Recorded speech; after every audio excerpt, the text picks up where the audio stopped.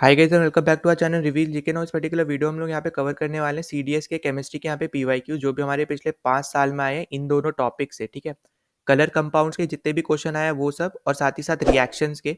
और हम इसी वीडियो में कुछ मिसलेनियस टॉपिक्स है, ठीक है, तो उनको भी हम लोग इसी वीडियो में यहाँ पे कवर कर लेंगे। सब टॉपिक्स आपके इसी वीडियो में कवर हो जाएंगे और इसी के साथ आपका केमिस्ट्री का जो पोर्शन है पीवाईक्यू का पिछले 5 साल का, वो यहाँ पे कंप्लीट हो जाएगा। ठीक है, तो यहाँ पे ये हमारा पार्ट 5 होने वाला है केमिस्ट्री का, और इसी के साथ आपकी केमिस्ट्री की पीवाईक्यूज की लिस्ट खत्म हो जाएगी। ठीक, और इससे ऑलरेडी पहले मैं यहाँ पे फिजिक्स और बायोलॉजी ऑलरेडी कवर करा चुका हूँ। अगर आपने नहीं देखा है तो आप यहाँ पे डिस्क्रिप्शन में जाके प्लेलिस्ट का लिंक देख सकते हो। ठीक है, वहाँ से क्लिक करके आप प्लेलिस्ट ओपन करोगे तो वहाँ पे फिजिक्स के भी मिल जाएंगे आपको सारे पीवाईक्यूज पिछले 5 साल की, बायोलॉजी के रिलेटेड वीडियोज भी मिल जाएंगी, और साथ ही साथ जो केमिस्ट्री के पिछले 4 पार्ट में बना चुका हूँ ऑलरेडी, तो वो भी आपको सेम ही प्ले में सब कुछ मिल जाएगा।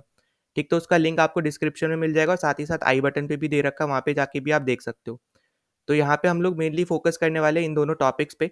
और शुरू करने से पहले मैं लास्ट पे एक चीज़ बोलना चाहूँगा, अगर आपने अभी तक चैनल सब्सक्राइब नहीं किया तो सब्सक्राइब कर देना, जितना ज़्यादा हो सकता है उसको शेयर कर देना ताकि दूसरों तक भी ये वीडियो पहुँच पाए। और जो भी आपका सजेशन होता है, ठीक है, या फिर कुछ कमेंट करना है, डाउट है, कुछ भी है, तो कमेंट सेक्शन आपके लिए ही है, आप वहाँ पे कमेंट कर सकते हो।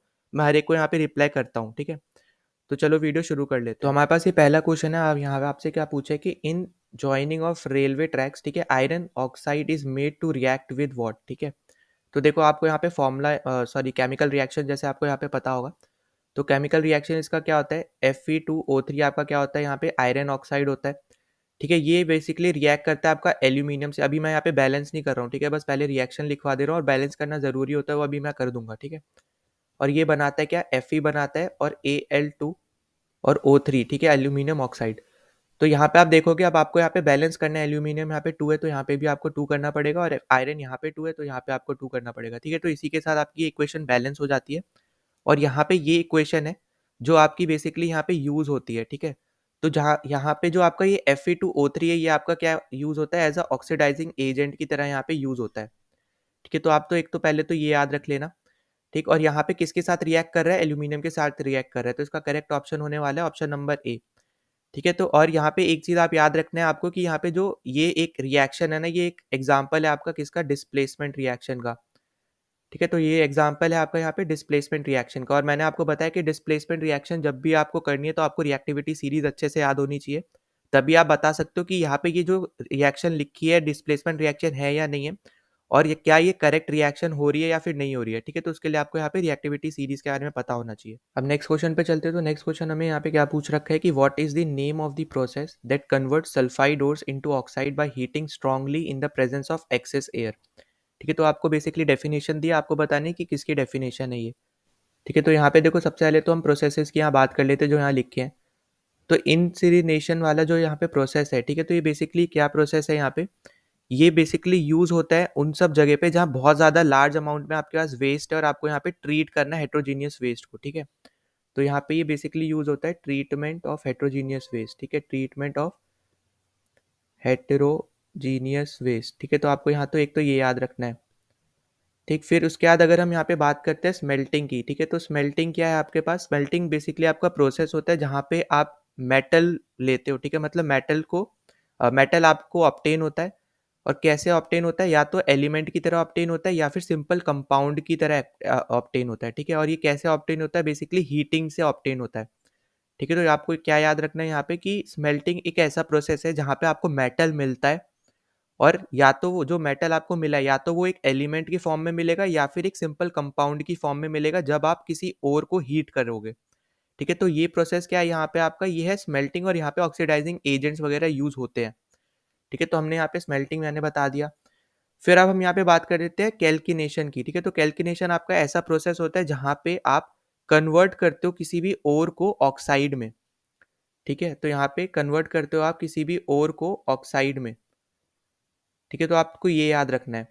ठीक है, फिर यहाँ पे हम नेक्स्ट पे चलते हैं, तो नेक्स्ट यहाँ पे आपका रोस्टिंग, और इस पर्टिकुलर क्वेश्चन का जो आंसर है वो भी आपका क्या है यहाँ पे, रोस्टिंग। ठीक है, तो रोस्टिंग आपका क्या प्रोसेस है, बेसिकली यहाँ पे वो सल्फाइड ओर को एक्सेस एयर की प्रेजेंस में, ठीक है, यहाँ पे बहुत ज़्यादा हाई टेम्परेचर पे आप बोल सकते हो यहाँ पे हीट किया जाता है जिससे इनको मेटल ऑक्साइड्स मिले। ठीक है, मेटल ऑक्साइड इनको क्यों चाहिए होता है बेसिकली, तो मेटल ऑक्साइड इनको चाहिए होता है ताकि ये मेटल को एक्सट्रैक्ट कर सके। ठीक है, तो आपको यहाँ पे क्या याद रखना है कि मेटल ऑक्साइड से मेटल एक्सट्रैक्ट करना बहुत ज़्यादा ईजी होता है। एज़ कम्पेयर टू सल्फाइड या कार्बोनेट्स वगैरह से, ठीक है? तो यहाँ पे ऑक्साइड से मेटल एक्सट्रैक्ट करना बहुत ज़्यादा ईज़ी होता है। तो रोस्टिंग ही यहाँ पे क्या है, इसका करेक्ट आंसर होने वाला है, ठीक है? और रोस्टिंग और कैल्किनेशन, ठीक है? ये 2 प्रोसेस ऐसे प्रोसेस हैं, जो आपके रिफाइनमेंट ऑफ ओर्स में भी यहाँ पे यूज़ होते हैं, ठीक है? मतलब कि आप मैं बोलना चाह रहा हूँ कि यहाँ पे एक्सट्रैक्शन ऑफ मेटल्स करोगे तब भी यहाँ पे यूज़ होगा, साथ ही साथ रिफाइनमेंट ऑफ ओर्स करना चाह रहे हो तो उस टाइम पे भी आपका कैल्किनेशन और रोस्टिंग यहाँ पे यूज़ होता है, ठीक है? तो आपको यहाँ पे ये याद रखना है और इस पर्टिकुलर क्वेश्चन का आंसर है आपका ऑप्शन नंबर बी, रोस्टिंग। यहाँ पे अगले क्वेश्चन पे चलते, तो अगले क्वेश्चन में आपसे यहाँ पे क्या पूछ रखा है, which one of the following is not an example of oxidation reaction, ठीक है? तो इनमें से जो आपको दे रखे ऑप्शन में, इनमें कौन सा ऐसा एग्जाम्पल नहीं है ऑक्सीडेशन रिएक्शन का, ठीक है? तो देखो, सबसे पहले तो हम लोग यहाँ पे बात कर लेते हैं पहले ऑप्शन की। तो पहला ऑप्शन यहाँ पे क्या बोल रहा है, the taste of butter changes if left for a longer period, ठीक है? तो ये एकदम करेक्ट स्टेटमेंट है, क्योंकि जब आप बटर को छोड़ देते हो तो वो ऑक्सीडाइज हो जाता है, क्योंकि यहाँ पे वो रिएक्ट कर जाता है ऑक्सीजन के साथ, और इसी की वजह से आपको मतलब टेस्ट करोगे तो उसको खराब लगता है या स्मेल भी आने लगती है। वो यहाँ पे क्यों होता है, क्योंकि वो ऑक्सीजन के साथ रिएक्ट कर जा रहा है। तो इसीलिए यहाँ पे ये क्या हो गया, ये ऑक्सीडेशन रिएक्शन है, ठीक है? तो ये आपका आंसर नहीं है, क्योंकि ये ऑक्सीडेशन रिएक्शन है ना। वही सेम रीजन आपको यहाँ पे ऑप्शन डी में मिलेगा, ठीक है? अब ऑप्शन डी में क्या बोल रहा है कि wine turn sour when expose to the air, ठीक है? तो यहाँ पे बेसिकली इसका क्या मतलब है यहाँ पे कि ये भी एक एग्जांपल है, ठीक है? यहाँ पे ऑक्सीडेशन रिएक्शन का, क्योंकि आप इसको एक्सपोज कर दे रहे हो यहाँ पे एयर में ही, और यहाँ पे ये रिएक्ट कर जाता है किसके साथ, ऑक्सीजन के साथ, क्योंकि इसके अंदर यहाँ पे एक बैक्टीरिया यहाँ पे प्रेजेंट होता है, ठीक है? जो कि यहाँ पे एल्कोहल कंटेंट को क्या कर देता है, ऑक्सीडाइज कर देता है, ठीक है? तो इसलिए यहाँ पे ये भी एक आपका क्या ऑक्सीडेशन रिएक्शन है ना। फिर अब हम यहाँ पे बात करते हैं यहाँ पे सी ऑप्शन की, reddish brown powder gets coated on article made of iron, ठीक है? तो देखो, अभी मैंने थोड़ी देर पहले ही आपको रस्टिंग बताया था, ठीक है? तो रस्टिंग बेसिकली क्या कर रहा था, वहाँ पे मेटल ऑक्साइड्स बना रहा था। तो यहाँ पे क्लियर सी बात है, ये ऑक्सीजन के साथ रिएक्ट करके ही ऑक्साइड बनाएगा, है ना? तो यहाँ पे जो आपका ये रेडिश ब्राउन पाउडर है, आपने देखा होगा कि जब भी आप मॉइस्चर, जैसे आप कोई नई कोई कील खरीद रहे हो, ठीक है? तो एकदम आपको शाइनिंग दिखती है, पर जब आप उसको यूज़ कर देते हो, लगी होती है, जैसे गेट पे भी आपने लगाई है, कहीं लगाई है, तो जब वो मॉइस्चर्स के साथ या फिर किसी और सब्सटेंस के साथ, एसिड के साथ जब वो रिएक्ट करती है, ठीक है? तो उसकी वजह से क्या होता है, इसके ऊपर एक रेडिश ब्राउन कलर का ना रस्ट आ जाता है, ठीक है? रस्ट मतलब इसको क्या बोलते हैं, जंग लग जाती है, ठीक है? तो जंग कब लगती है, जब वो ऑक्सीजन के साथ रिएक्ट करती है, ठीक है? तो आपका ये भी ऑप्शन क्या है, एकदम करेक्ट ऑप्शन है। नाउ यहाँ पे बात करते हैं बी ऑप्शन की, ठीक है? तो यहाँ पे आपका करेक्ट ऑप्शन होने वाला है यहाँ पे बी ऑप्शन, ठीक है? जो कि यहाँ पे ऑक्सीडाइजिंग और ऑक्सीडेशन रिएक्शन नहीं है, ठीक है? अब यहाँ पे अगर हम बात करते हैं, a white substance is formed when an aqueous solution of barium chloride is mixed with sodium sulphate solution, ठीक है? तो अब ये आपका क्या है, यहाँ पे ये ऑक्सीडेशन रिएक्शन नहीं है, क्योंकि ये बेसिकली जब आप रिएक्ट कराओगे ना, तो ये बेसिकली आपका क्या होता है, इनसॉल्युबल होता है वाटर में, ठीक है? वाटर में ही आपका ये इनसॉल्युबल होता है, और ऐसे टाइप के जो रिएक्शन है, ठीक है? वो आपके होते हैं आयनिक इन नेचर, ठीक है? आयनिक इन नेचर होते हैं, और साथ ही साथ क्या होता है, ये डबल डिस्प्लेसमेंट रिएक्शन है, मतलब एक दूसरे को ये डिस्प्लेस करते हैं, ठीक है? दोनों यहाँ पे। तो यहाँ पे इसका करेक्ट ऑप्शन क्या है, यहाँ पे बी है, जो कि यहाँ पे ऑक्सीडेशन रिएक्शन नहीं है। नाउ नेक्स्ट क्वेश्चन देखते हो, तो देखो वापस से आपसे वही पूछा कि इनमें से कौन सा यहाँ पे ऑक्सीडेशन रिएक्शन नहीं है, ठीक है? तो हमें यहाँ पे अभी, जैसे मैंने आपको ऑलरेडी बताया कि रस्टिंग ऑफ आयरन होता है, ठीक है? यहाँ पे आपका रेंसिडिटी मतलब वही है, सेम चीज़, कि यहाँ पे आपको टेस्ट खराब लगेगा, स्मेल आने लगेगी, ठीक है? तो रेंसिडिटी मतलब वही है, और ये हार्मफुल होता है आपके हेल्थ के लिए। फिर हम बात करते हैं यहाँ पे कंबशन रिएक्शन की, ठीक है? तो कंबशन रिएक्शन आपका बेसिकली होता है जब आप किसी सब्सटेंस को ऑक्सीजन के साथ रिएक्ट करवाते हो, तो आपको कुछ प्रोडक्ट मिलता है, ठीक है? तो यहाँ पे अगर हम एग्जाम्पल के तौर पे अगर मैं आपको यहाँ पे बताऊँ, ठीक है? तो कंबशन रिएक्शन ही बेसिकली इसका मतलब यही है कि आप ऑक्सीजन के साथ किसी सब्सटेंस का रिएक्शन करवा रहे हो, ठीक है? आप ऐसे याद कर सकते हो। तो जैसे मान लो आपके पास मीथेन है, मीथेन के साथ आप ऑक्सीजन का रिएक्शन करवाते हो, तो आपको CO2 मिलता है और H2O मिलता है, ठीक है? अब इसको बैलेंस करोगे तो यहाँ पे 2 आ जाएगा, यहाँ पे 2 आ जाएगा, ठीक है? तो यहाँ पे CH4 को ऑक्सीजन के साथ जब आप रिएक्शन करवाते हो, तो आपको CO2 मिलता है और H2O मिलता है। तो ये आपका किस टाइप का रिएक्शन है, ये आपका कंबशन रिएक्शन है, ठीक है? तो आपको बस इतना याद रखना है कि कंबशन रिएक्शन में आप ऑक्सीजन के साथ ही रिएक्ट कराते हो, ठीक है? तो जब ऑक्सीजन के साथ ही रिएक्ट करवा रहे हो, तो यहाँ पे ऑक्सीडेशन रिएक्शन नहीं होगा ये, ठीक है? अब यहाँ पे बी ऑप्शन यहाँ पे करेक्ट है आपका, opening of a soda bottle, ठीक है? तो जब आप कुछ भी ओपन करते हो, तो आपको वो फिजिकल एक्शन होता है, ठीक है? पहले तो आपको ये याद रखना है। फिर दूसरा, जब आप ओपन कर रहे हो, तो जो उसके अंदर CO2 है, वो यहाँ पे रिलीज होती है और वो फिज की तरह बाहर निकलती है, ठीक है, तो उसमें इसका ऑक्सीडेशन का यहाँ पे कोई रोल नहीं है, ठीक है, तो इसका करेक्ट ऑप्शन क्या होने वाला है, ऑप्शन नंबर बी यहाँ पे इसका करेक्ट। अब हम यहाँ पे अगले क्वेश्चन पे चलते हैं, तो अगले क्वेश्चन में हमसे क्या पूछा है कि इनमें से कौन सी स्टेटमेंट यहाँ पे ट्रू नहीं है अकॉर्डिंग टू एनोडाइजिंग प्रोसेस। ठीक है, तो एनोडाइजिंग रिएक्शन बेसिकली क्या होता है, यहाँ पे आपका एक इलेक्ट्रोकेमिकल प्रोसेस होता है, ठीक है, जहाँ पे आप मेटल सरफेस को करोजन रेजिस्टेंस बनाते हो। ठीक है, तो आपको ये पहला ऑप्शन तो यहाँ पे करेक्ट है, तो ये गलत, तो मतलब यहाँ पे इसका आंसर नहीं होगा, ये करेक्ट स्टेटमेंट है। ठीक है, क्योंकि आपसे यहाँ पे क्या पूछा है, गलत स्टेटमेंट पूछा है। फिर उसके बाद अगर हम यहाँ पे बात करते हैं अगले की, तो यहाँ पे एल्यूमिनियम भी यहाँ पे यूज़ होता है, उसके साथ साथ आपका मैग्नीशियम और यहाँ पे टाइटेनियम भी यहाँ पे आयोडाइज्ड होता है। ठीक है, तो यहाँ पे दूसरा स्टेटमेंट भी आपका क्या है, करेक्ट स्टेटमेंट है। और अगर हम यहाँ पे बात करते हैं कि कहाँ-कहाँ यूज़ होता है, तो ये आपका एयरक्राफ्ट इंडस्ट्री में भी यूज़ हो रहा है, डिफेंस के सेक्टर में भी यहाँ पे यूज़ होता है, और ऑटोमोटिव सेक्टर में भी आपका क्या होता है, यूज़ होता है। ठीक, तो यहाँ पे गलत क्या स्टेटमेंट है, ऑप्शन नंबर सी यहाँ पे गलत है। अब देखो यहाँ पे आपको याद रखना है कि जो आपका एल्यूमिनियम आर्टिकल है ना, वो तो एनोड ही रहता है। ठीक है, यहाँ तक इसकी स्टेटमेंट करेक्ट थी, यहाँ तक। ठीक है, मतलब कि यहाँ पे जो आपका एल्यूमिनियम है, वो आपका एनोड पे ही रहता है। ठीक है, एल्यूमिनियम आर्टिकल आपका क्या होता है, एक एनोड ही होता है। बस यहाँ पे फ़र्क क्या होगा, जो गलत स्टेटमेंट है वो आपकी ये गलत स्टेटमेंट है कि ऑक्सीजन गैस इवॉल्व होती है कैथोड पे, नहीं। देखो ऑक्सीजन गैस जो है वो यहाँ पे एनोड पे इवॉल्व होती है, और हाइड्रोजन गैस होती है आपकी कैथोड पे। ठीक है, तो ये चीज़ आपको यहाँ पे याद रखनी है। तो यहाँ पे ऑप्शन कौन सा गलत था, यहाँ पे ऑप्शन नंबर सी यहाँ पे इस क्वेश्चन का यहाँ पे आंसर है, क्योंकि आपसे गलत ही पूछा था।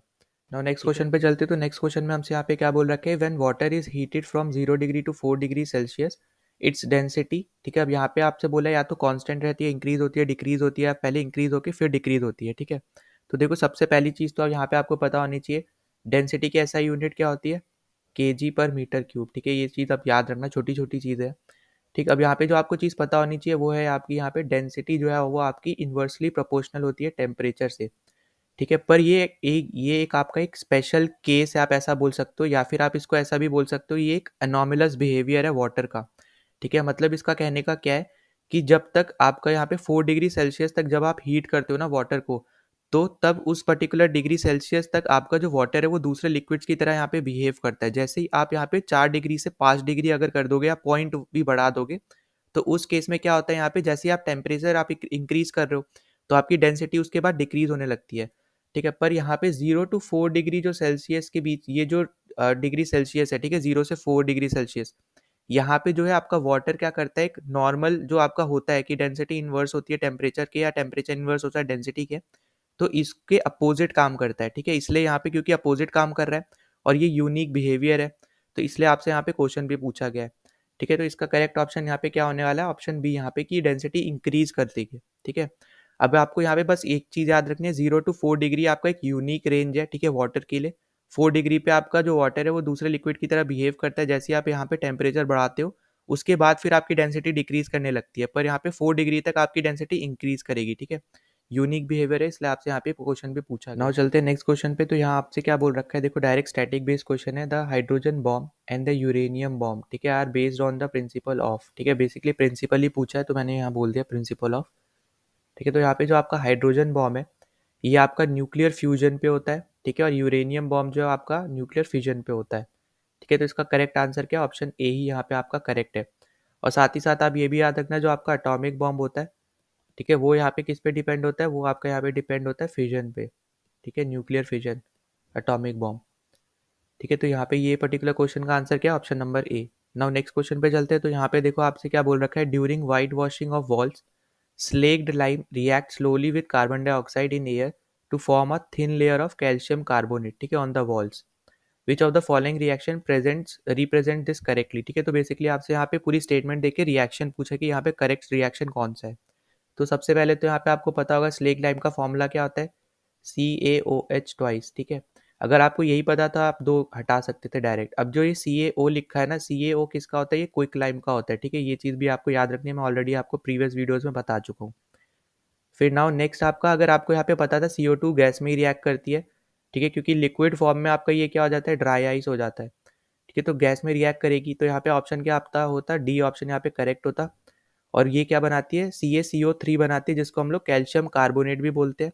ठीक है, और यही आपका थिन लेयर ऑफ वॉल्स पे, मतलब वॉल्स पे जो लेयर दिखती है वो ये आपकी यही होती है कैल्शियम कार्बोनेट की। ठीक है, और इसी को हम लोग लाइमस्टोन भी बोलते हैं। तो इन सब चीज़ों का आपको यहाँ पे थोड़ा आइडिया होना चाहिए था, और यहाँ पे इस पर्टिकुलर क्वेश्चन का करेक्ट आंसर है ऑप्शन नंबर डी। नाउ हम चलते हैं अगले क्वेश्चन पे। तो हमें यहाँ पे बोल रखा है कि which one of the following equation is a balanced chemical equation in a given reaction. ठीक है, तो इसको यहाँ पे हमें रिएक्शन दे रखा है, हमें इसे बैलेंस बनाना है। तो बैलेंस बनाने के लिए आपको यहाँ पे बेसिकली करना होता है, लेफ्ट और राइट साइड में जितने भी आपके रिएक्टेंट्स हैं उनके अंदर कितने एटम है ना, उनको इक्वल करना होता है। ठीक है, जैसे फॉर एग्जांपल यहाँ पे आप देख पा रहे हो आयरन के यहाँ पे कितना एटम है, एक ही एटम है, पर यहाँ पे देखो यहाँ पे 3 एटम है। तो इसको बैलेंस करने के लिए आपको इसके आगे क्या लिखना है, 3। फिर नेक्स्ट आप चलो यहाँ पे हाइड्रोजन देखो, यहाँ H2 2 एटम है, यहाँ पे भी 2 एटम है, तो अभी के लिए आपका हाइड्रोजन बराबर हो गया। फिर आप देखो ओ को आपका यहाँ पे एक ही है, पर यहाँ पे कितने हैं, 4। अब इसको इक्वल करने के लिए आपको इसके सामने यहाँ पे 4 लिखना पड़ेगा। अब अगर आपने यहाँ पे 4 लिख दिया तो आपका ऑक्सीजन बैलेंस हो गया, ठीक है, पर अब आपका हाइड्रोजन इनबैलेंस हो गया, क्योंकि हाइड्रोजन अब कितना हो गया, यहाँ पे 8 हो गया। तो आपको हाइड्रोजन इक्वल करने के लिए अब यहाँ पे भी आपको यहाँ पे 4 करना पड़ेगा। ठीक है, तो अब यहाँ पे इक्वेशन को यहाँ पे मैच कर लो, किसके साथ मैच हो रही है, तो ऑप्शन सी के साथ क्या हो रही है, यहाँ पे मैच हो रही है। ठीक है, तो इसका करेक्ट ऑप्शन है यहाँ पे ऑप्शन नंबर सी। फिर हम चलते हैं अगले क्वेश्चन पे। तो अगला क्वेश्चन यहाँ पे क्या बोल रहा है कि consider the following statement regarding burning of magnesium ribbon, ठीक है, इन एयर। तो सबसे पहले आपको यहाँ पे फॉर्मूला पता, रिएक्शन पता होना चाहिए। Mg जब O2 के साथ रिएक्ट होता है तो आपका बनाता है MgO। ठीक है, अब आपको यहाँ पे बैलेंस करनी है, तो बैलेंस आपको यहाँ देखो ऑक्सीजन 2 है, यहाँ पे आप 2 लगा दो, यहाँ पे आप Mg2 हो गया तो यहाँ पे 2 लगा दो। ठीक है, तो इस तरीके से आपके यहाँ पे बैलेंस हो गया। अब जो यहाँ पे MgO बना ये आपका बेसिकली होता है वाइट पाउडर होता है। ठीक है, पहली चीज़ तो यहाँ पे आपको यही याद रखनी है कि ये क्या होता है, एक वाइट पाउडर होता है। ठीक है, तो यहाँ पे पहला एकदम करेक्ट है। अब दूसरा यहाँ पे देखो कि ये कंबशन रिएक्शन है, यहाँ पे बोल रखा है, तो ये भी स्टेटमेंट एकदम करेक्ट है। मैंने अभी कुछ क्वेश्चन पहले ही आपको यहाँ पे बताया था कि कंबशन रिएक्शन क्या होते हैं, जो भी यहाँ पे ऑक्सीजन के साथ रिएक्ट करते हैं। ठीक है, कोई भी सब्सटेंस यहाँ पे अगर आप ऑक्सीजन के साथ रिएक्ट करवाते हो तो उस टाइप के रिएक्शन को हम लोग कंबशन रिएक्शन बोलते हैं। और साथ ही साथ आप ये भी याद रखो कि इस टाइप के रिएक्शन को, ठीक है, जहां आपके दो रिएक्टेंट एक प्रोडक्ट बना रहे हैं, तो इसको हम लोग और भी क्या बोलते हैं, हम लोग इसको बोलते हैं कॉम्बिनेशन रिएक्शन। ठीक है, तो ये आपका एक कंबशन रिएक्शन भी है और कॉम्बिनेशन रिएक्शन भी है। और कॉम्बिनेशन कैसे है, जब आपके यहाँ पे दो रिएक्टेंट्स, यहाँ पे दो या उससे ज़्यादा भी, ठीक है, यहाँ पे एक प्रोडक्ट बना रहे हैं। ठीक है, आपको ऐसे याद रखना है। फिर नेक्स्ट पे चलते हैं। तो हीट एंड लाइट प्रोड्यूस होती है, तो ये भी एकदम करेक्ट है। ठीक है, यहाँ पे एनर्जी रिलीज होती है। ठीक, अब यहाँ पे तीनों स्टेटमेंट आपकी करेक्ट है, तो इसका करेक्ट आंसर क्या है आपका, ऑप्शन नंबर डी, 1 2 3 सभी करेक्ट है। ठीक है, नाउ नेक्स्ट क्वेश्चन पे यहाँ पे देखो, तो नेक्स्ट क्वेश्चन हमें यहाँ क्या दे रखा है, which of the following statement with regard to the reaction given below are correct. तो हमें एक रिएक्शन दिया, अब इसके अकॉर्डिंग हमें बताना है क्या स्टेटमेंट यहाँ पे करेक्ट है और कौन सी गलत है। ठीक है, तो देखो करेक्ट स्टेटमेंट की यहाँ पे देखो बात करें तो देखो यहाँ पे CaO दिया है, मतलब CaO क्या होता है, क्विक लाइम। मैंने अभी आपको यहाँ पे बताया था। ठीक है, तो बेसिकली यहाँ पे क्विक लाइम को स्लेक लाइन में बनाया जा रहा है। ठीक है, तो यहाँ पे आप ऑप्शंस पढ़ते क्या है, quick lime is use for white washing, नहीं देखो अभी मैंने एक क्वेश्चन पहले ही आपको बताया कि कौन सा यहाँ पे यूज होता है, स्लेक्ड लाइम यहाँ पे यूज होता है। ठीक है, तो यहाँ पे ये तो गलत स्टेटमेंट हो गई। फिर अगला चलते हैं, the solution of slack lime is use for white washing, एकदम करेक्ट। फिर यहाँ पे तीसरा दिया है, CaO react with slowly with CO2। देखो CaO रिएक्ट नहीं करता है, CaOH ट्वाइस यहाँ पे रिएक्ट करता है। अभी यहाँ पे हमारे पास इक्वेशन भी यहाँ पे आई थी। ठीक है, अभी मैंने यहाँ पे आपको बताया, ये इक्वेशन देख लो। CaOH ट्वाइस आपका CO2 के साथ स्लोली रिएक्ट करता है और यहाँ पे क्या देता है, कैल्शियम कार्बोनेट देता है और हाइड्रो ये वाटर देता है। ठीक है, तो आप यहाँ पे क्लियरली देख पा रहे हो कि CaO रिएक्ट नहीं करता है, CaOH ट्वाइस रिएक्ट करता है। ठीक है, तो यहाँ पे हमारा ये जो स्टेटमेंट दे रखी है ये गलत हो गई। फिर नेक्स्ट पे चलते हैं, तो हमें क्या बोल रखा है, calcium hydroxide called slaked lime is an inorganic compound, ये एकदम करेक्ट स्टेटमेंट है। ठीक है, तो आपके ऑप्शन क्या करेक्ट हो गए, 2 एंड 4, तो आपका करेक्ट आंसर होने वाला है ऑप्शन नंबर बी, 2 एंड 4। ना नेक्स्ट क्वेश्चन पे चलते हैं। तो नेक्स्ट क्वेश्चन में आपको यहाँ पे क्या दे रखा है, which one of the following with regard to heating of lead nitrate powder over flame are correct. ठीक है, तो यहाँ पे देखो सबसे पहले इसका रिएक्शन हम लोग देख लेते हैं। तो इसका रिएक्शन क्या होता है, PbNO3 जो है यहाँ पे इसका फॉर्मूला है। ठीक है, PbNO3 का ट्वाइस, तो ये है आपका क्या, लेड नाइट्रेट। ठीक है, अब यहाँ पे जब आप इसको हीट कर रहे हो, ठीक है, जो यहाँ पे बोला ही जा रहा है, तो जब आप इसको हीट करते हो तो PbO प्लस NO2 और प्लस क्या बनता है आपका ऑक्सीजन। अब इसको आप बैलेंस कर लो, बैलेंस करने के लिए आप यहाँ पे 4 लगा दो और यहाँ पे 2 और ये 2। ठीक है, तो ये आपका क्या हो गया, बैलेंस केमिकल इक्वेशन आपकी यहाँ पे हो गई है। और ये आपका यहाँ पे बेसिकली इक्वेशन होने वाली यहाँ पे इस पर्टिकुलर क्वेश्चन की। ठीक है, तो यहाँ पे अब क्या बोल रखा है कि brown fumes of NO are release. ठीक है, तो ये गलत है। देखो NO तो यहाँ पे कहीं यूज ही नहीं है, मतलब NO तो रिलीज ही नहीं हो रहा है। ठीक है, ये नाइट्रिक एसिड है, NO मतलब नाइट्रिक एसिड, और NO2 मतलब क्या होता है आपका, नाइट्रोजन ऑक्साइड। ठीक है, तो यहाँ पे आप क्लियरली देख पा रहे हो यहाँ पे डिफरेंस है, NO तो है ही नहीं, यहाँ पे प्रोड्यूस ही नहीं हो रहा है, तो ये करेक्ट ऑप्शन नहीं है आपका। ठीक है, तो इसकी जगह आपका क्या होता है, बेसिकली यहाँ पे रेडिश ब्राउन फ्यूम्स निकलती है, किससे, NO2 से। ठीक है, फिर उसके बाद क्या बोल रखा है कि colourless O2 gas is release, ये एकदम करेक्ट है, ये आपकी कलरलेस गैस है। फिर it is an example of oxidation reaction, तो ये भी आपके यहाँ पे गलत है, ये ऑक्सीडेशन रिएक्शन का एग्जांपल नहीं है, ठीक है, ये आपको यहाँ पे याद रखना है।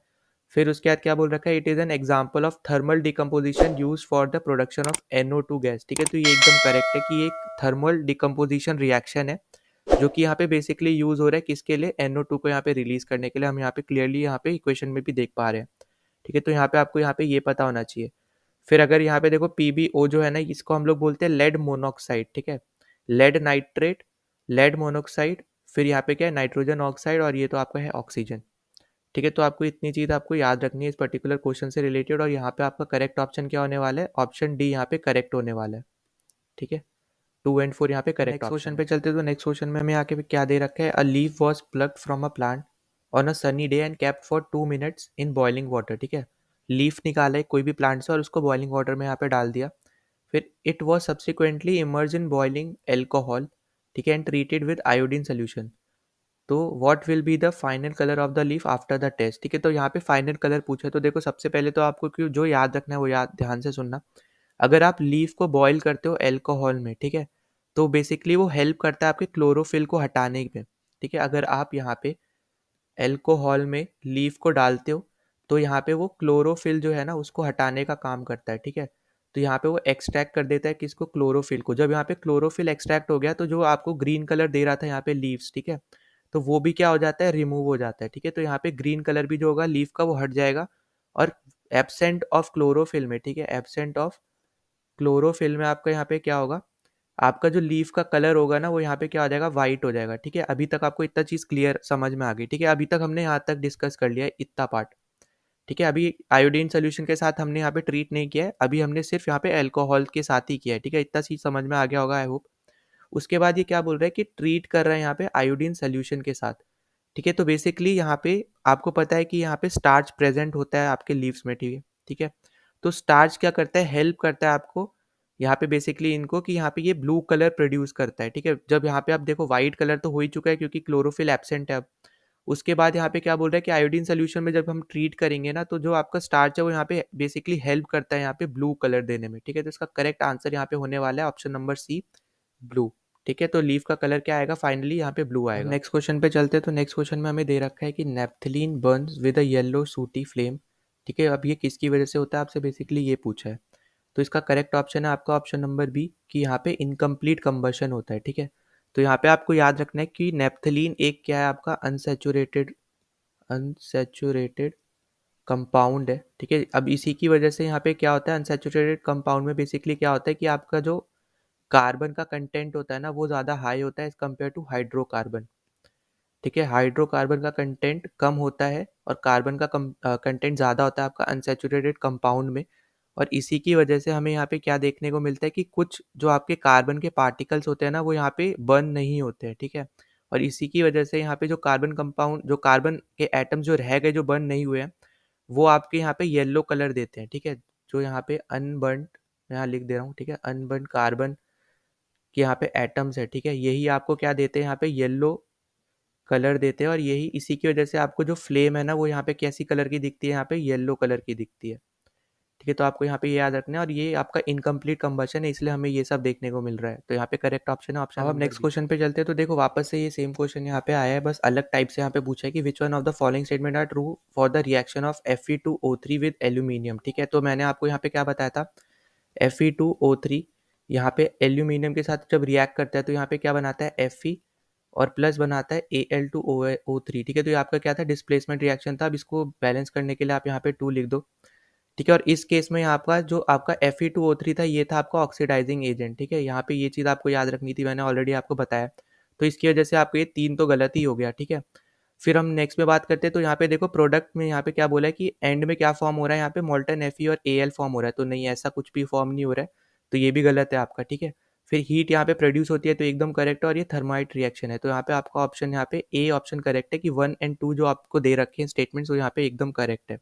अब हम अगले क्वेश्चन पे चलते हैं, तो अगला क्वेश्चन हमें दे रखा है कि Cl negative is not iso electric with, ठीक है, तो सबसे पहले यहाँ पे आपको क्या पता होना चाहिए कि आइसो इलेक्ट्रिक का मतलब क्या है, तो देखो आइसोइलेक्ट्रिक बेसिकली इसका मतलब क्या है कि जहाँ आपके एटम्स और आयन की जो हम बात कर रहे हैं, ठीक है, एटम्स और आयन, जैसे इस केस में आपका क्या है यहाँ पे पोटेशियम, मैग्नीशियम, ये सब, ठीक है, तो इन सब के पास ना इक्वल नंबर ऑफ इलेक्ट्रॉन्स हो, ठीक है, जैसे कि फॉर एग्जांपल यहाँ पे देखो हम ऑप्शन से यहाँ पे चलते हैं, क्वेश्चन के अकॉर्डिंग ही चलते हैं, तो Cl की अगर हम यहाँ पे बात करते हैं, ठीक है, तो इसका एटॉमिक नंबर कितना होता है 17।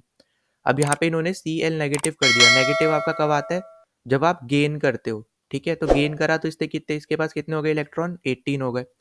फिर हम यहाँ पे चलते हैं पोटेशियम के पास, ठीक है, पोटेशियम के पास इसका एटॉमिक नंबर कितना होता है, यहाँ पे होता है 19, ठीक है, मतलब इलेक्ट्रॉन्स मैं बता रहा हूँ, ठीक है, तो इलेक्ट्रॉन्स कितने उसके पास 17, इसके पास है 19।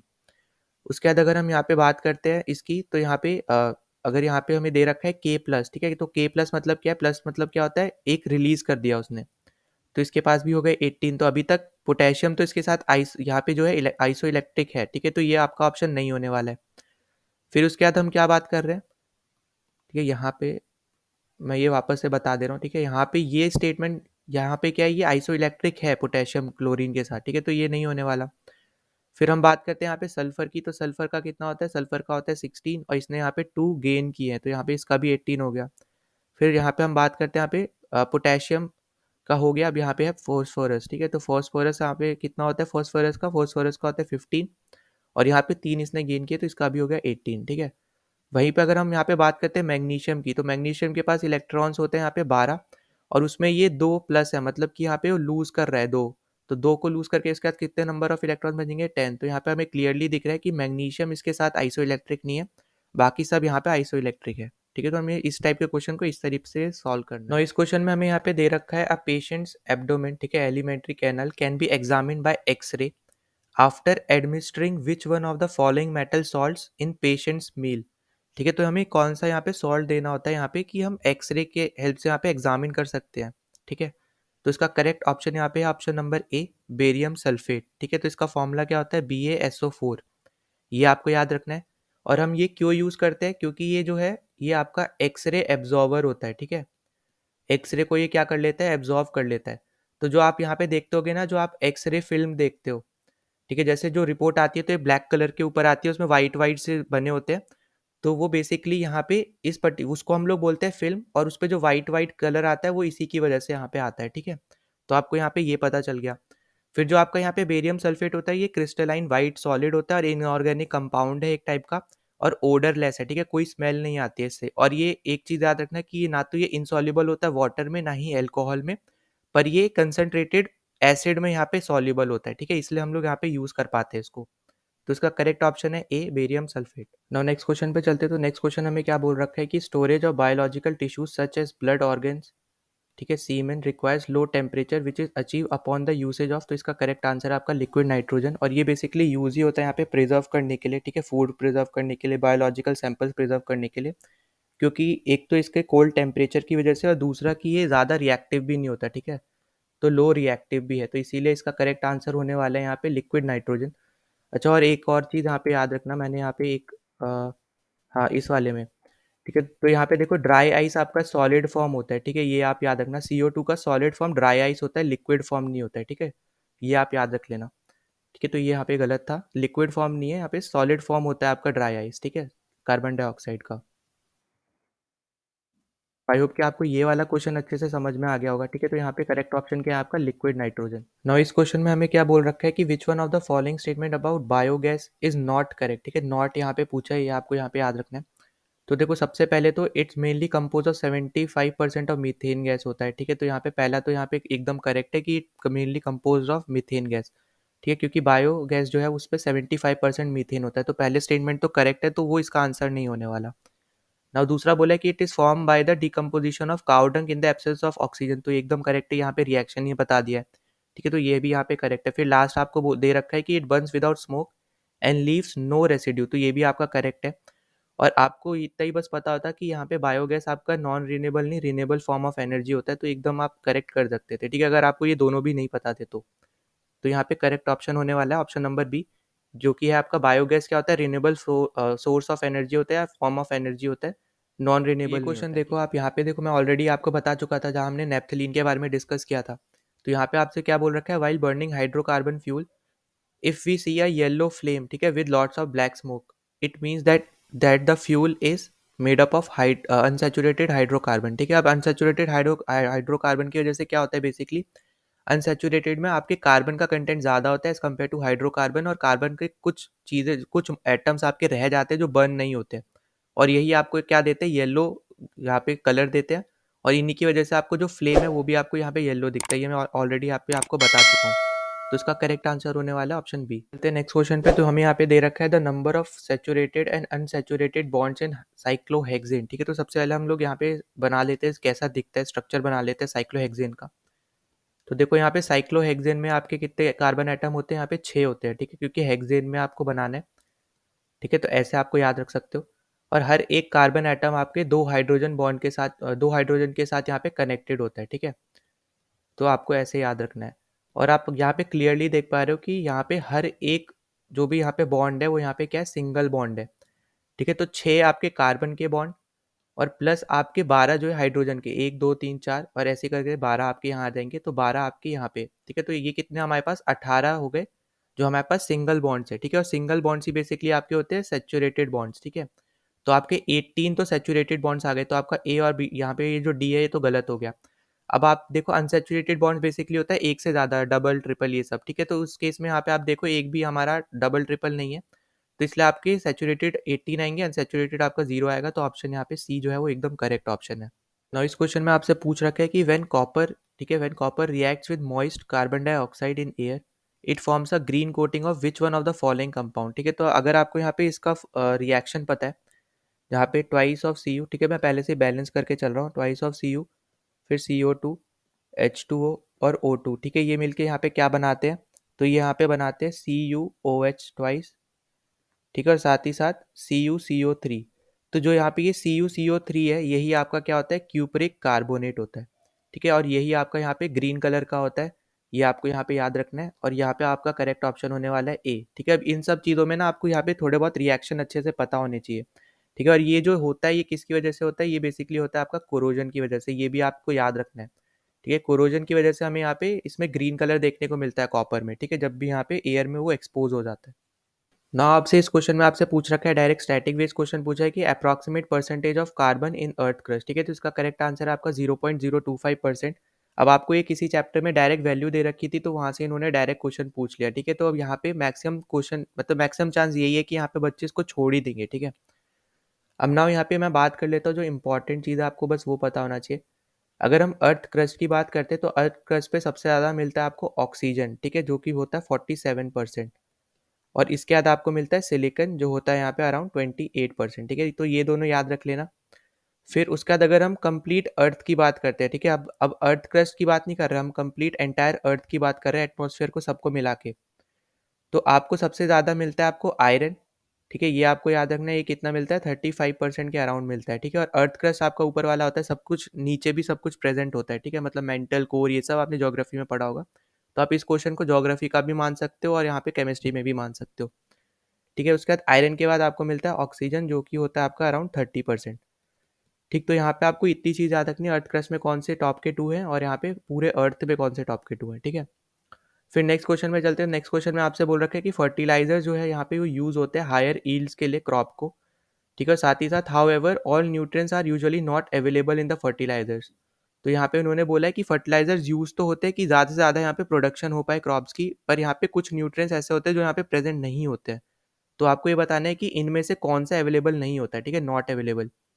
तो यहाँ पे देखो पोटेशियम अवेलेबल होता है, नाइट्रोजन भी होता है, फॉस्फोरस भी होता है, यहाँ पे आयरन अवेलेबल नहीं होता है, ठीक है। तो ये भी डायरेक्ट स्टैटिक बेस्ड क्वेश्चन है, आपको बस याद रखना है कि फर्टिलाइजर्स जो है उसमें पोटेशियम, फॉस्फोरस, नाइट्रोजन आपके होते हैं, आयरन नहीं होता है, ठीक है। नाउ चलते हैं नेक्स्ट क्वेश्चन पे। तो देखो नेक्स्ट क्वेश्चन में हमसे क्या बोला है, which one of the following material is present in guard tube, ठीक है, जिसको हम लोग ड्राइंग ट्यूब भी बोलते हैं। और ये यहाँ पे बेसिकली यूज होता है HCl गैस को प्रोड्यूस करने के लिए, ठीक है। अगर आपको नहीं पता तो मैं यहाँ पे लिख दे रहा हूँ H2 और Cl2, ठीक है, यहाँ पे रिएक्ट होते हैं, ये बनाते हैं HCl। अब आपको इसको बैलेंस करना है तो इसके सामने ट्वाइस कर दो, ठीक है। तो यहाँ पे ऐसे आपकी HCl यहाँ पे प्रोड्यूस होती है। बस यहाँ पे आपसे क्या पूछ रहा है कि यहाँ पे जो गार्ड ट्यूब है इसमें कौन सा मटेरियल यहाँ पे यूज होता है, ठीक है, HCl को प्रोड्यूस करने के। तो इसका करेक्ट आंसर है आपका कैल्शियम क्लोराइड, ठीक है। और ड्राइंग ट्यूब है और ये बेसिकली आप इसको क्या बोल सकते हो, एक ड्राइंग एजेंट बोल सकते हो, ठीक है, कैल्शियम क्लोराइड को। इसलिए इसलिए यहाँ पे ये यूज होता है ड्राइंग ट्यूब में। तो ये क्या है, आपका एक ड्राइंग एजेंट है, ठीक है। ड्राइंग एजेंट मतलब है कि जो यहाँ पे वाटर को रिमूव करने के लिए यूज होता है, ठीक है। तो आपको ऐसे याद रखना है। तो इसका करेक्ट आंसर क्या है आपका, कैल्शियम क्लोराइड। फिर नेक्स्ट क्वेश्चन में देखते हैं। तो नेक्स्ट क्वेश्चन देखो, मैं आपको ऑलरेडी बता चुका हूँ, यहाँ पे लेड नाइट्रेट से रिलेटेड है। PbNO3 का twice in a boiling tube, ठीक है। We observe the emission of brown fumes. तो ब्राउन फ्यूम्स आपके कब प्रोड्यूस होते हैं, जब आपकी नाइट्रोजन ऑक्साइड बनती है NO2, ठीक है। NO2 जब बनती है तो आपके ब्राउन फ्यूम्स यहाँ पे प्रेजेंट, यहाँ पे उगल मतलब आते हैं, ठीक है। आपकी नाइट्रिक एसिड नहीं बनती है, ना ही बाकी कोई एसिड बनती है, ठीक है। NO2 बनती है। तो यहाँ पे करेक्ट ऑप्शन है आपका डी।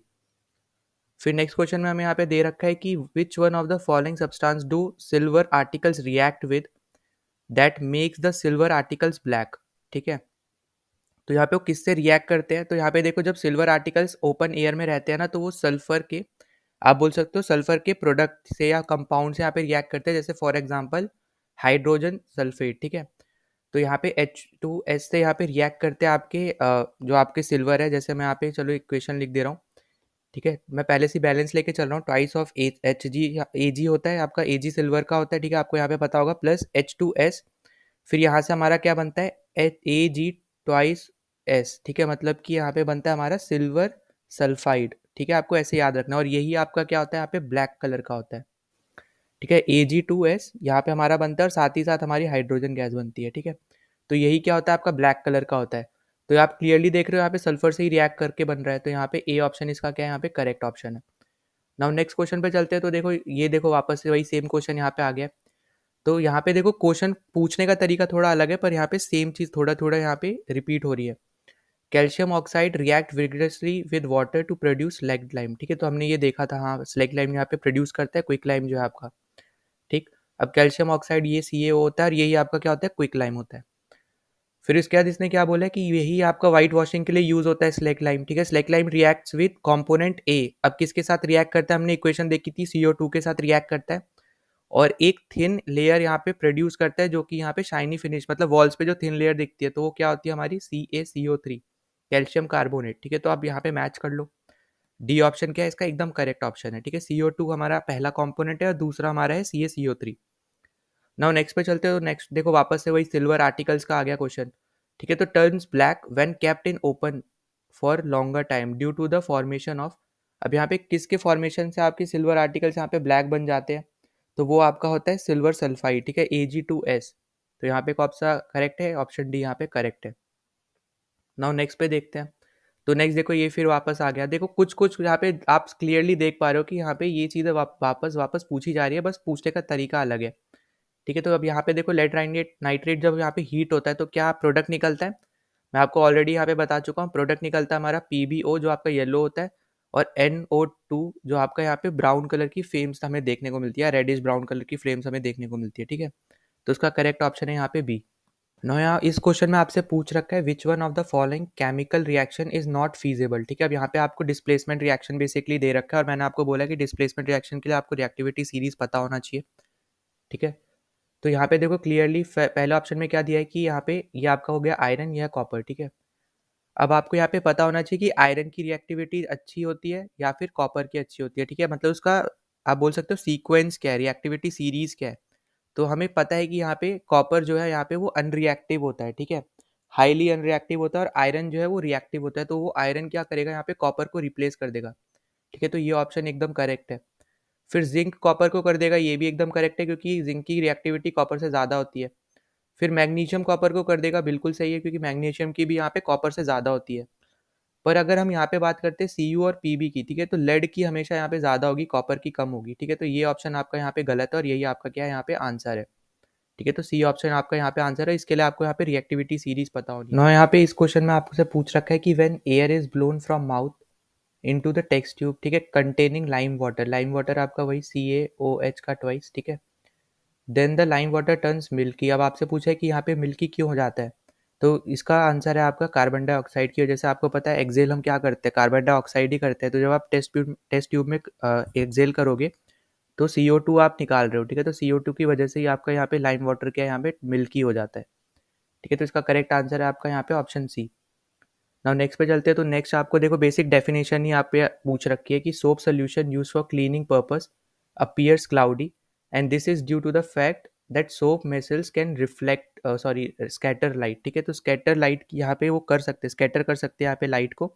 इसी की वजह से यहाँ पे क्या होता है, यहाँ पे ये क्लाउडी हमें देखने को मिलते हैं, ठीक है। जो यहाँ पे सोप सोल्यूशन जो होता है, तो सोप सोल्यूशन जैसा आपको पता होगा कि कोलाइडल सोल्यूशन होता है, ठीक है। और जो इसके यहाँ पे मिसल्स होते हैं वो स्कैटर कर सकते हैं लाइट को, इसी की वजह से हमें क्या दिखता है, ये क्लाउडी दिखता है। तो बेसिकली ये आपसे डेफिनेशन ही यहाँ पे डायरेक्टली बोली थी। नाउ नेक्स्ट यहाँ पे क्वेश्चन पे चलते हैं। तो यहाँ पे हमने बोल रखा है the number of water molecule associated with copper sulphate molecule to form crystal, ठीक है। अब अगर हम यहाँ पे बात करते हैं कॉपर सल्फेट की, ठीक है, तो आपको पता है कॉपर सल्फेट का क्या फॉर्मूला होता है, CuSO4। अगर आपको यहाँ पे क्रिस्टल बनाना है तो आपसे पूछा है कि कितने मॉलिक्यूल ऑफ वाटर के साथ आप यहाँ पे इसको जोड़ोगे, ठीक है। तो इसका करेक्ट आंसर होता है आपके पास 5H2O। तो ये जो है हमारा, ये क्रिस्टल बन जाता है, ठीक है। अगर आप CuSO4.5H2O लिखते हो तो ये आपका क्या है, आप पे ये एक तरीके का आपका क्रिस्टल है। तो यहाँ पे करेक्ट आंसर क्या होने वाला है, यहाँ पे ऑप्शन सी जो कि है 5, ठीक है। नाउ नेक्स्ट क्वेश्चन पे चलते हैं। तो नेक्स्ट क्वेश्चन हमें देख रखा है हमने, सिल्वर आर्टिकल्स, वही सेम क्वेश्चन वापस आया है। अब ये ब्लैक हो जाते क्यों हो जाते, क्योंकि यहाँ पे ऑप्शन सी यहाँ पे करेक्ट है, क्योंकि silver react with sulphur in the air to form coating of यहाँ पे सिल्वर सल्फाइड। अभी मैंने आपको बताया Ag2S, ठीक है। तो इसी की वजह से हमें क्या देखने को मिलता है, सिल्वर हमारे ब्लैक कलर में दिख जाते हैं, ठीक है, जो भी हमारे आर्टिकल्स पड़े होते हैं।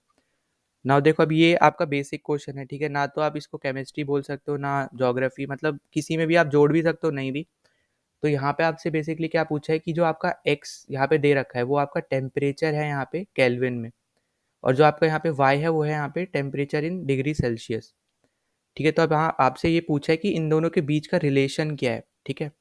तो आपको यहाँ पे पता होना चाहिए कि अगर हम यहाँ पे बात करते हैं 0 डिग्री, तो ये कितना होता है, 273 केल्विन होता है, ठीक है। तो आप यहाँ से क्या निकाल सकते हो, केल्विन इक्वल्स टू आपका जो भी आपका सेल्सियस में जो टेम्परेचर दिया है प्लस 273, ठीक है। तो यहाँ पे देखो, यहाँ पे कितना आ रहा है, एक्स हमें दे रखा है केल्विन और वाई हमें ये दे रखा है प्लस 273 कर दो, तो आपकी ये इक्वेशन बनेगी, ठीक है। तो इसका करेक्ट ऑप्शन क्या है यहाँ पे, option number B, x equals to 273 plus y, ठीक है। चाहे आप वाई पहले लिखो बाद में लिखो, एक ही इक्वेशन है। और यहाँ पे इस क्वेश्चन में आपसे पूछ रखा है कि जो आपको एलिमेंट दे रखे हैं इनमें से कौन सा एलिमेंट यहाँ पे लसाग्ने टेस्ट डिटेक्ट नहीं कर सकता है, ठीक है, can not be detected by Lassaigne's test. तो लसाग्नेस टेस्ट को हम लोग सोडियम फ्यूजन टेस्ट भी बोलते हैं, ठीक है। अब यहाँ से क्या क्या हम लोग डिटेक्ट कर सकते हैं, एक नाइट्रोजन, फिर एक सल्फर हम लोग कर सकते हैं, ठीक है। फिर इसके बाद अगर हम बात करें फॉस्फोरस कर सकते हैं और हेलोजेंस कर सकते हैं, ठीक है। अब अगर आपको हेलोजेंस पता है क्या होते हैं, हेलोजेंस आपका सेकेंड लास्ट ग्रुप में होता है, ठीक है। उसमें अगर हम बात करते हैं तो हेलोजेंस में कौन कौन से यहाँ पे होते हैं, तो आपका होता है फ्लोरीन, क्लोरीन, फिर ब्रोमीन, आयोडीन और एस्टाटिन, ठीक है, AT एस्टाटिन। तो देखो फ्लोरीन को छोड़ के, ठीक है, जितने भी बाकी सब आपके यहाँ पे हेलोजेंस को ये डिटेक्ट कर सकता है। तो फ्लोरीन को क्यों नहीं कर सकता, क्योंकि ये कोई भी प्रेसिपिटेट यहाँ पे फॉर्म नहीं करता है, ठीक है। सिल्वर के साथ जो ये प्रेसिपिटेट फॉर्म भी करता है तो वो बेसिकली सॉल्यूबल होता है वाटर में, तो इसलिए यहाँ पे फ्लोरीन को छोड़ के बाकी सब आपका यहाँ पे करेक्ट है, ठीक है। तो ये फ्लोरीन को डिटेक्ट नहीं कर सकता, तो इसका करेक्ट आंसर है आपके यहाँ पास डी ऑप्शन, फ्लोरीन। अब नेक्स्ट क्वेश्चन पे चलते हैं। तो नेक्स्ट क्वेश्चन देखो, मैं आपको ये ऑलरेडी बता चुका हूँ कि यहाँ पे कौन सा यूज़ होता है यहाँ पे बायोलॉजिकल टिश्यूज़ को मतलब स्टोर करने के लिए। तो ये ऑलरेडी मैं आपको बता चुका हूँ, यहाँ पे होता है लाइक लिक्विड नाइट्रोजन। तो लिक्विड नाइट्रोजन क्यों होता है, क्योंकि एक तो बहुत ज़्यादा लेस रिएक्टिव होता है, दूसरा इसके कोल्ड टेम्परेचर की वजह से, ठीक है। तो हम इसको फूड प्रिजर्वेटिव की तरह भी यूज़ करते हैं, बायोलॉजिकल टिश्यूज़ रखने के लिए भी हम लोग यहाँ पे यूज़ करते हैं इसको। फिर अगर हम यहाँ पे दूसरे क्वेश्चन पे चलते हैं तो आप यहाँ पे देख पाओगे विच of the following statement about fission is correct, ठीक है। तो फिजन बेसिकली क्या होता है, जहाँ पे आप न्यू इंडिविजुअल्स को क्रिएट करते हो यहाँ पे सेल डिवीजन करके, ठीक है। यहाँ पे यूनिसेल्युलर ऑर्गेनिजम्स में जब आप सेल डिवीजन करते हो तो न्यू इंडिविजुअल्स यहाँ पे बनते हैं, ठीक। तो यहाँ पे पहला स्टेटमेंट तो यही बता रहा है बिल्कुल, तो एक तो ये एकदम करेक्ट है। फिर दूसरा यहाँ पे आप देखोगे कि यहाँ पे एक हैवियर न्यूक्लियाई बनता है, जो हैवियर न्यूक्लियाई होता है बेसिकली वो यहाँ पे डिवाइड होकर स्मॉलर न्यूक्लियाई में कन्वर्ट हो जाता है, तो यहाँ पे ये भी एकदम करेक्ट स्टेटमेंट है। वहीं इसने बोला है यहाँ पे कि यहाँ पे ये क्रिएट हो रहा है, मतलब यहाँ पे क्या बोल रहा है कि ये एक हैवियर न्यूक्लियाई बन रहा है combining of two heavier nuclei, ठीक है। तो ये गलत है, यहाँ पे सेल डिवीजन होता है, ये आपको याद रखना है। तो यहाँ पे करेक्ट ऑप्शन है आपका ऑप्शन सी 1 और 2, ठीक है। अब ये वाला जो क्वेश्चन है आपका मिक्स है, ठीक है, मतलब आप इसको न्यूक्लियर एनर्जी वाला जो कॉन्सेप्ट है आपका फिजिक्स से रिलेटेड उस पर भी देख सकते हो, केमिस्ट्री में भी आपका न्यूक्लियर एनर्जी आता है, बायोलॉजी में आपका सेल डिवीजन आता है। तो ये थोड़ा ये वाला क्वेश्चन जो है वो तीनों से थोड़ा थोड़ा लिंक है, ठीक है, इसलिए मैंने यहाँ पे कवर करा दिया है। ना अगले तीन जो क्वेश्चन है वो डायरेक्टली स्टैटिक बेस्ड क्वेश्चन है, ठीक है। तो यहाँ पे पहला क्वेश्चन है आपसे पूछा है कि PCl5 जो मॉलिक्यूल है जिसका यहाँ पे स्ट्रक्चर होता है ट्राइगोनल बाय पिरामिडल स्ट्रक्चर है, ठीक है उसका। तो आपसे पूछा उसकी हाइब्रिडाइजेशन क्या होती है, तो उसकी हाइब्रिडाइजेशन क्या होती है यहाँ पे sp3d होती है, ठीक है। तो यहाँ पे पहले d लिख दिया है, तो यहाँ पे sp3d होती है, यहाँ पे सेम ही चीज़ है, ठीक है, याद रखनी है आपको। तो बेसिकली स्ट्रक्चर के ऊपर डिपेंड करता है, अगर आप हाइब्रिडाइजेशन पढ़ोगे तो आपको यहाँ पे क्लियरली समझ में आ जाएगा, ठीक है। अब नाउ नेक्स्ट क्वेश्चन पे चलते हैं। तो नेक्स्ट क्वेश्चन यहाँ पे आपसे क्या बोल रहा है कि which one of the following statement regarding histone, ठीक है। हिस्टोन क्या होता है, तो हिस्टोन एक प्रोटीन होते हैं, ठीक है, जो कि प्रेजेंट होते हैं कहाँ पे, न्यूक्लियस पे प्रेजेंट होते हैं, और ये डीएनए से रिलेटेड होता है, ठीक है। इसका ऑप्शन क्या है यहाँ पे, बी ऑप्शन यहाँ पे क्या करेक्ट ऑप्शन है, ठीक है। तो ये यहाँ पे आपको यहाँ पे इसका आइडिया होना चाहिए था, ये बायोलॉजी का क्वेश्चन है, यहाँ पे रह गया था, तो मैंने इसी वीडियो में यहाँ पे कवर कर दिया। नाउ नेक्स्ट है आपका यहाँ पे when hot water is placed into an empty water bottle the bottle keeps it shape and does not soften, ठीक है। तो what type of plastic is the water bottle made from. तो देखो दो चीज़ आपको यहाँ पे याद रखनी है। पहला तो हम लोग बात कर लेते हैं थर्मोप्लास्टिक की, ठीक है। तो थर्मोप्लास्टिक बेसिकली क्या होती है, जो ईजिली हीट जब आप करते हो तो वो बेंट हो सकती है, ठीक है। मतलब कि जब भी आप इसको हीट करोगे ना तो यहाँ पे वो ईजिली क्या है, बेंट हो सकती है, ठीक है। तो इस केस में यहाँ पे ये आंसर नहीं होने वाला है। फिर दूसरा हमारा होता है यहाँ पे थर्मोसेटिंग, कि यहाँ पे जब भी आप हीट करोगे तो यहाँ पे वो बेंट नहीं होती है, ठीक है। डू नॉट बेंट, आप ऐसे याद रख सकते हो, ठीक है। तो यहीं पे यहाँ पे वही पूछा है कि क्योंकि यहाँ पे क्या डाल रहा है, हॉट वाटर डाल रहा है, तो एक टाइप से यहाँ पे जब प्लास्टिक में हॉट वाटर डाल रहा है तो जो जो यहाँ पे सॉफ्टन नहीं होता, मतलब यहाँ पे बेंट नहीं हो सकता है, तो यहाँ पे कौन से टाइप की प्लास्टिक यहाँ यूज हो रही है, तो वो है थर्मोसेटिंग प्लास्टिक, ठीक है। तो यहाँ पे ऑप्शन डी यहाँ पे करेक्ट है। हमें यहाँ पे नेक्स्ट क्वेश्चन दे रखा है कि दो आइडेंटिकल सॉलिड पीसेज है, ठीक है, एक है गोल्ड का और एक है आपके पास सिल्वर का। अब इनको ना वाटर में यहाँ पे पूरी तरीके से डुबा दिया जाता है, तो उस टाइम पे देखा जाता है कि ये इक्वल वेट दिखाते हैं, ठीक है। फिर आपसे यहाँ पे पूछ रहा है कि इसलिए यहाँ पे इनका एयर में वेट क्या होना चाहिए, ठीक है।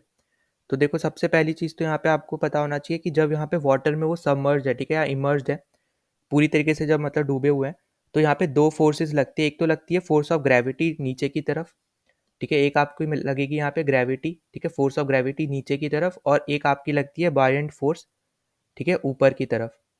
तो यहाँ पे ये दो फोर्स लगती है जब आपके यहाँ पे नीचे है, मतलब वाटर में प्रेजेंट है, ठीक है। और यहाँ पे जो आपकी फोर्स ऑफ ग्रेविटी है वो यहाँ पे किससे डिटरमाइन होती है, वो आपकी होती है मास से, और जो बायएंट है वो आपकी डिटरमाइन होती है वॉल्यूम से, ठीक है। तो यहाँ पे हमें क्या दे रखा है, हमें दे रखा है कि वो यहाँ पे जो डेंसिटी है गोल्ड की, ठीक है, वो यहाँ पे एजी से बड़ी है।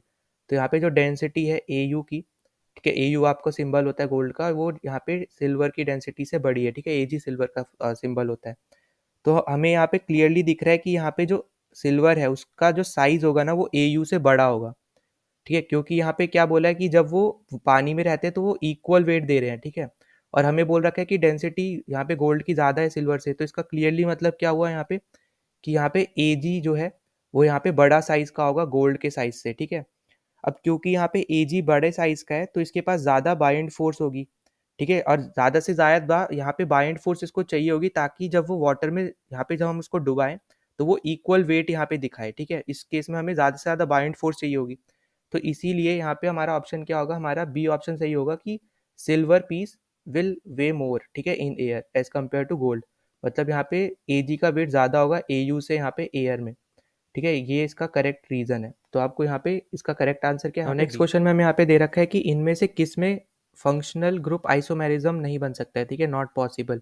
तो देखो सबसे पहले तो आपको ये पता होना चाहिए कि आइसोमेरिज्म क्या होता है। आइसोमेरिज्म बेसिकली वो सब होते हैं जहाँ पे उनका सेम मॉलिकुलर फॉर्मूला होता है पर डिफरेंट प्रॉपर्टीज होती है, ठीक है। मॉलिकुलर फॉर्मूला यहाँ पे सेम होगा पर प्रॉपर्टीज यहाँ पे डिफरेंट होंगी। अब यहाँ पे बात हो रही है फंक्शनल ग्रुप आइसोमेरिज्म, तो बेसिकली यहाँ पे डिफरेंट क्या होगा, फंक्शनल ग्रुप्स की जो प्रॉपर्टीज है वो यहाँ पे डिफरेंट होंगी पर मॉलिकुलर फॉर्मूला यहाँ पे सेम होगा, ठीक है। तो वो यहाँ पे एल्कोहल में बन सकता है, ठीक है, एल्हाइड में बन सकता है और साइनाइड्स में बन सकता है, पर आपके एल्काइल हाइलाइड्स पे यहाँ पे नहीं बन सकता है, क्योंकि यहाँ पे जो एल्काइल हाइलाइड्स है इसको हम लोग बोलते हैं हेलो एल्किन्स, और ये हमेशा सिंगल बॉन्ड्स फॉर्म करते हैं, ना कि मल्टीपल बॉन्ड फॉर्म करते हैं आपके कार्बन के साथ, और इसी की वजह से यहाँ पे ये फॉर्म नहीं कर सकते, ठीक है। मतलब यहाँ पे आइसोमेरिज्म फॉर्म नहीं हो सकता है, और इसका आंसर है आपका सी एल्काइल हाइलाइड्स। ना यहाँ पे इस क्वेश्चन में आपको कंपाउंड दे रखे हैं और इनकी शेप पूछी है, तो देखो यहाँ पे ना जो मैं कंपाउंड में डायरेक्ट आपको शेप बता दे रहा हूँ, आप इनके डायरेक्ट गूगल पे सर्च करके इनके कंपाउंड्स की आप देख सकते हो किस तरीके से बनते हैं, ठीक है। आपको यहाँ पे नाम से वैसे तो पता चल जाएगा कि किस तरीके से यहाँ पे बनते हैं, ठीक है। और इसमें आप ध्यान रखना कि single bond double bond in सब का, ठीक है। तो देखो सबसे पहला आपके पास है यहाँ पे CHF जो है यहाँ पे आपका ये बनता है आपका टेट्राहेड्रल, ठीक है। यहाँ पे देखो ऐसे बन सकता है हम लोग C, यहाँ पे F, H, H और H, ठीक है। तो ये आपका बनता है टेट्राहेड्रल। फिर आपके पास दूसरा होता है HCHO, ठीक है। तो ये आपका होता है ट्राइगोनल प्लेनर। तो देखो पहला अगर आपको यहाँ पे पहले दो पता थे तो आप यहीं से ऑप्शन भी मार्क कर देते, आपका करेक्ट हो जाता, ठीक है। फिर उसके बाद अगर हम बात करते हैं HCN की, तो ये आपका होता है लीनियर, और NH3 होता है आपका ट्राइगोनल पिरामिडल, ठीक है। तो देखो अगर मैं लीनियर बनाता हूँ तो देखो यहाँ पे लीनियर मतलब है एक ही लाइन में ऐसे बनेगा, पर यहाँ पे बॉन्ड्स का आपको ध्यान रखना है, ट्रिपल बॉन्ड लगता है यहाँ पे। फिर NH3 की अगर हम बात करते हैं तो यहाँ पे H ऐसे बना लो। अब मैं यहाँ पे डबल ट्रिपल ये सब नहीं बना रहा हूँ, ठीक है। कोवेलेंट बॉन्ड ये सब कुछ शो करते हैं हम लोग ऐसे, तो लुइस जब हम लुइस वाला स्ट्रक्चर बनाते हैं उस सब में, ठीक है। मैं बेसिकली आपको बस डायरेक्ट बता रहा हूँ कि किस तरीके से दिख सकता है, ठीक है। अब मैं यहाँ पे covalent bond, double bond, triple bond नहीं बता रहा हूँ। फिर उसके बाद हम लोग बात करते हैं HCHO आपका कैसे बनता है। तो HCHO आपका बेसिकली यहाँ पे बनता है O, यहाँ पे H और ऐसे, ठीक है। यहाँ पे डबल बॉन्ड होगा। तो आपकी कुछ इस टाइप की स्ट्रक्चर होता है। इन स्ट्रक्चर से आप बता सकते हो कि ये किस टाइप का यहाँ पे शेप बना रहे हैं, ठीक है। तो यहाँ पे करेक्ट ऑप्शन क्या है? Option number. अब यहाँ पे ये क्वेश्चन आपका न्यूमेरिकल बेस्ड है, पर आप देखोगे ऐसे टाइप के क्वेश्चन अब आपसे पूछे नहीं जाते हैं, ठीक है। ज़्यादा से ज़्यादा तो आपसे थ्योरी बेस्ड पूछा जाता है या फिर नॉर्मल न्यूमेरिकल, छोटे छोटे न्यूमेरिकल पूछे जाते हैं। तो देखो यहाँ पे आपको जी दे रखा है, ये आपका क्या होता है, यहाँ पे ये होता है आपका गिब्स एनर्जी, ठीक है। ये आपका क्या होता है, यहाँ पे गिब्स एनर्जी होता है, ठीक है, यहाँ पे। फिर जो आपका ये एच है, ठीक है, यहाँ पे मैं लिख दे रहा हूँ, एच क्या होता है आपका स्टैंडर्ड, ठीक है, स्टैंडर्ड इंथैल्पी चेंज, ठीक है। तो ये आपका होता है एच, और उसके ऊपर आप थीटा लगा के ऐसे डिनोट करते हो, ठीक है। तो आप ऐसे याद रख लो बस। तो यहाँ पे आपको ये सब माइनस में दे रखा है, ठीक है। फिर उसके बाद हमें यहाँ पे क्या करना है, बेसिकली हमें अभी अभी अभी हमें यहाँ पे टेम्परेचर पता होना चाहिए। जैसे यहाँ पे क्या दे रखा है, यहाँ पे 0 डिग्री सेल्सियस दे रखा है, तो हम इसको कन्वर्ट कर लेंगे पहले तो केल्विन में, ठीक है। तो यह क्या हो गया हमारा 273 केल्विन हो गया। फिर अब यहाँ पे आपको फॉर्मूला पता होना चाहिए था, ठीक है। यहाँ पे ये इसका फॉर्मूला होता है जो मैं यहाँ पे लिख रहा हूँ, ठीक है, ध्यान देना, ठीक है। तो ये क्या है, यहाँ पे ये इसका है फॉर्मूला, ठीक है। अब यहाँ पे आपको ये चीज़ पता होनी चाहिए, और यहाँ पे आप डायरेक्ट बस आप वैल्यू पुट करो, ठीक है। जैसे यहाँ पे क्या दे रखा है, -45, यहाँ -90, -273, और हमारा यहाँ एस आ जाएगा, ठीक है। अब यहाँ पे जो एस निकलेगा वो इसका निकलेगा अराउंड 0.16 समथिंग, ठीक है। तो आप बस इतना अभी देख लो, जैसे ये ज़्यादा ज़रूरी नहीं है क्योंकि अब ऐसे क्वेश्चन आते नहीं है, ठीक है। पर तब भी यहाँ आपको यहाँ पे बता दे रहा हूँ। फिर जब आप यहाँ पे टेम्परेचर निकालोगे, क्योंकि हमसे यहाँ पे क्या पूछा है, यहाँ पे इसके बारे में यहाँ पे पूछ रखा है। तो देखो यहाँ पे जब आप टेम्परेचर निकालोगे तो ये इसका फॉर्मूला होता है एच अपॉन यहाँ पे एस, ठीक है।